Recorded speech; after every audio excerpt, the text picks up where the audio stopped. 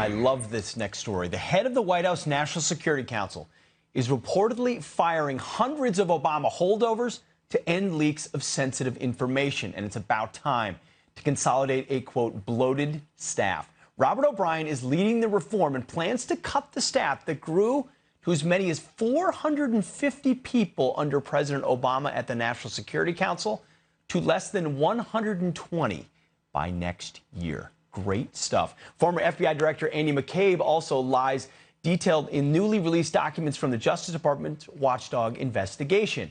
FBI investigators recount McCabe apologizing for lying about leaking a story on Hillary Clinton's email probe to the Wall Street Journal. The Justice Department is currently considering charges against McCabe. Joining me now, Sebastian Gorka, host of the Salem radio program America First, former strategist to President Trump and author of the new book, The War for America's Soul. And that is precisely what we're having right now, a war for America's soul. Doctor, thank you for being here.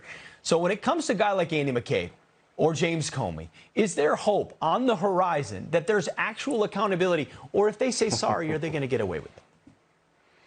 First things first, Happy New Year, Pete, and I can't think of anyone better than you to guest host for Lou. Well, it is an honor. Thank you, sir. Absolutely. Happy New Year. Great to be on with you. Before I address that, can I just comment on that NSC story? Sure. When we came into the White House, we inherited 420 Obama holdovers in the National Security Council. I made my recommendations to slash and burn as many as possible. Eisenhower had 25 people in his National Security Council. Don't tell me the world was less complicated under Eisenhower. So this is great news, but O'Brien needs to slash and burn many, many more people out of the NSC. Doctor, let's stay with that for a while. So what was the reason for the consolidation of so much power at the National Security Council? Was this because the Obama White House wanted to overturn the way the Pentagon did business, or other people did? I mean, why did that happen, and why is cutting it so important? Well, look, why it happened, the majority of those detailees, because they come from other agencies, were the State Department. And State Department wanted to control foreign policy instead of actually the White House and the president being the strategic, avenue for how we proceed in foreign affairs. They wanted to replicate all of government inside the EEOB, the Eisenhower Executive Office Building, which is exactly the antithesis of what's supposed to happen. The executive branch is supposed to decide, and then the departments execute. When we came in, we said we don't want to have this duplication. We don't want all these holdovers who don't believe in America first. I told certain people to take that action, and they didn't, and they paid the price. So what has to happen now is we have to get it down to maybe 200 or less, and hopefully, I've heard great things about O'Brien, but this 10% or 20% cut, it's not enough. It's not enough, Pete. Well, it's amazing how significant staffing and personnel is if you want to get your agenda passed, especially if you're an outsider and the State Department's trying to stranglehold anything you're doing. But I want to get back to that original topic as far as accountability for Andy McCabe.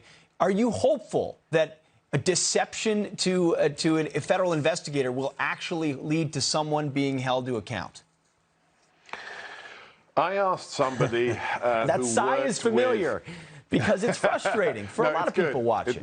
Look, it's frustrating, but first things first, let me say to everybody out there who's had enough of all the liars, the cheats, the thieves who were in the Obama administration getting their pensions and staying in the government, let's be very clear.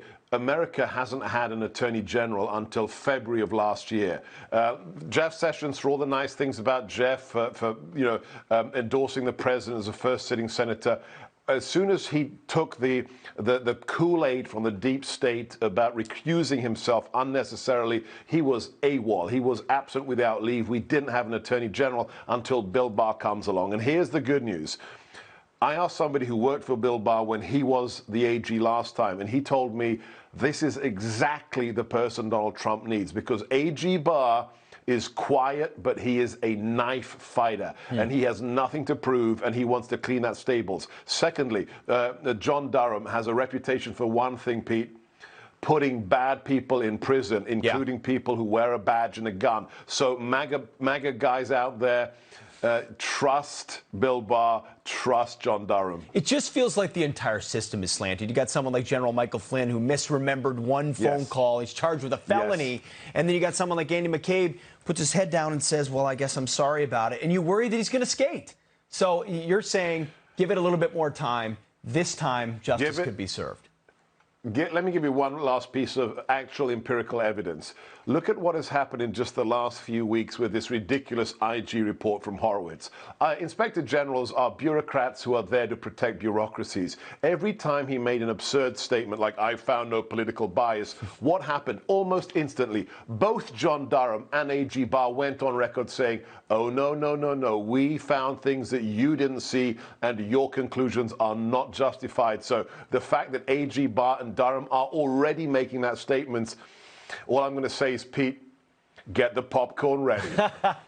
And the media immediately dismissed it, which means they'll be even more caught off guard when the truth comes out. Right. Dr. Sebastian Gorka, thank you so much for your time this evening. God bless. You got it. God bless. Happy New Year.